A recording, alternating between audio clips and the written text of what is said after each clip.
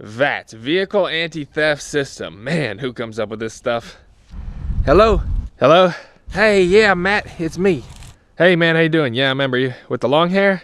Yeah, down here with the long hair. Man, I'm stuck on the side of the road. With the Chevy Avalanche. Yeah, the Avalanche. Yeah, hold on. And that security light is going off, man. I just fixed that. The security light's going off again. Oh, wow. Yeah, I know, I understand. I need you to come and get me now. Come down here. Yeah, I'm down. That's where I am. Come down here and get me. Oh, man. All right, I'll come and get you. All right. All right, what's up, y'all? So we just swapped out that engine in the abandoned Chevy Avalanche truck, and it needs a new computer, so I got a new PCM. We got it installed. Now we have to do a VATS relearn. All right, so we're in the truck now. You can see the dash. Here's where the security light comes on, right down in there. It's orange, so it's not on now. If we open the door, it should come on. Yeah, there it goes. See, right there, security. Yeah, see, it's annoying. So what happens is, while you're driving, the security light will just come on down in here, and then you got problems, you know. You go back to start the truck, you know, you come down here, try to start the truck, you know, and it just doesn't do anything. And then the security light, you know, I don't have the problem, but then the security light will be flashing like that, and then your truck is just dead. Anybody who's ever done this procedure knows it's not fun. You know, if you mess up this procedure at all, turn the key wrong, right, you know, mess it up, gotta start over. Truck dies, start over. There's not much to it though. You just have to know how to do it and do it right the first time. Here's how to do it quick and easy. All right, so the security light's flashing. We got to take care of this. So you got to have enough charge on the thing, or if it dies during this procedure at all, you got to restart. So I got it on the battery tender here. I'm gonna hook it up to another truck. Here's the other truck here. It's gonna keep enough juice on there while we do this. I gotta leave this running while this tries to learn. Crank it once. All right, so try one, with the key in, try to crank it. And it fails. Leave it in the on position. Security light should come on. I don't know why the battery keeps doing that. It's charging. All right, there it is. So we're gonna wait 10 minutes. All right, security light's off. Turn the key off, 10 seconds. Crank it twice.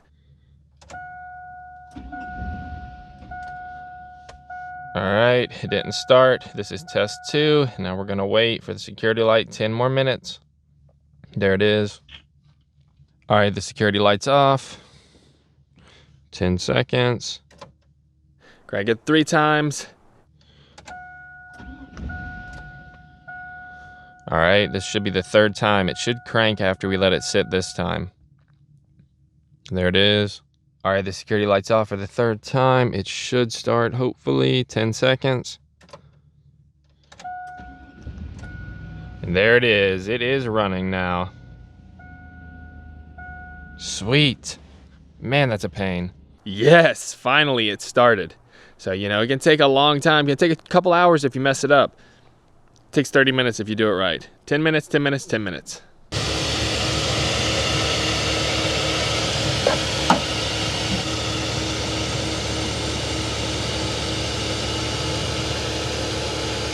Once we swap the old PCM out to the new PCM, we gotta match it to the truck. Makes sense, you know, it's not that easy, just plug and play. Reason you have to do this is there's a little resistor in the dash, and it has to match what's programmed in the computer. That way it doesn't think you're trying to steal it. So some problems that can happen are the truck will stall, it won't start, it won't run properly. Sometimes it'll just shut off while you're driving, and then you turn the key, try to start it, and the security light's just flashing. If the security light's going off, it's a telltale sign that it's a VATS problem. So anytime you change out a computer, you gotta do a crankshaft variation relearn procedure. Here's how to do that too. Plug it in. It's got some lights on the back of it. Turn the key on. I got the software open right here.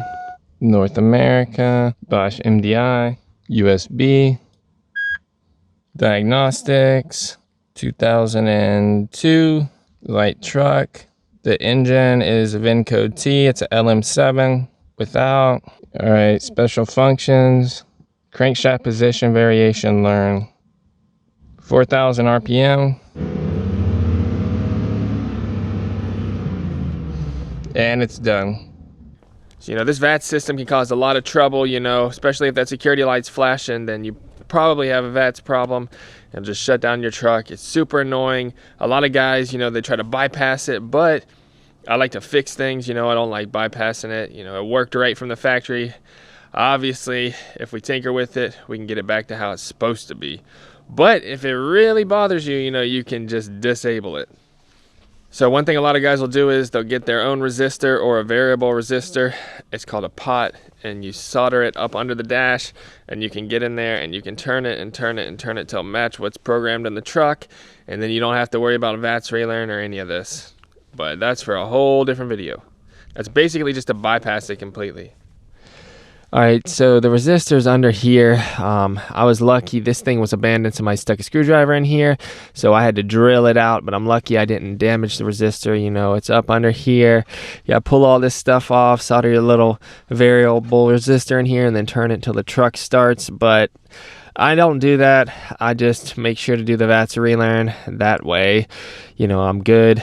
But a lot of people think the resistor's in here in the actual barrel, and it's not. You can replace this all day long, which I have, and it doesn't affect the VATS at all. It's built into the side of the barrel in here. Right here, you can see it's built into the side of the steering column.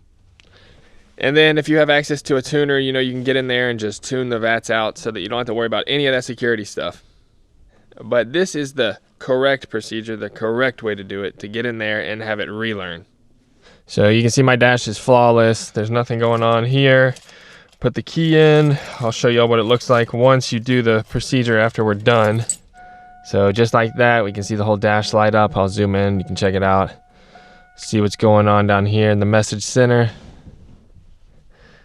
So we got to change engine oil. And then we don't have any other lights going on. Seatbelt, put the seatbelt on, but this dash is working fine.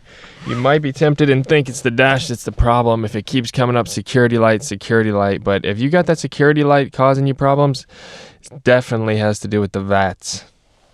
So here's what a healthy dash looks like with no security light on, and we got no other lights coming on. It's looking fine, just like this. No problems. So once you get it going, the VATS is off. Now you can see there is no VATS because we did the relearn, and we're driving down the road now, and we don't have any problems because we relearned the computer. All right, so if this video helped y'all out, make sure to drop me a huge thumbs up down below. Don't forget to subscribe down below for more abandoned restorations in the future. Drop me a comment, let me know what you think. Have y'all had problems with this VATS system? I want to know. Later.